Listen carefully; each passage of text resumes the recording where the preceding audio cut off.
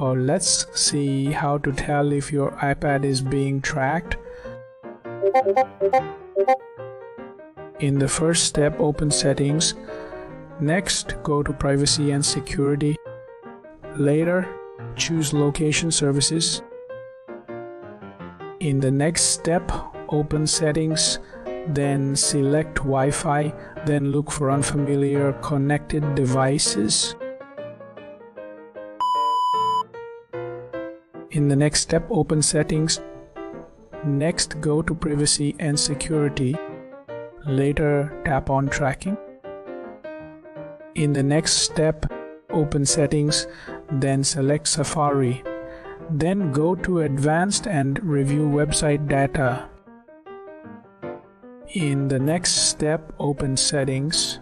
After that, tap on General.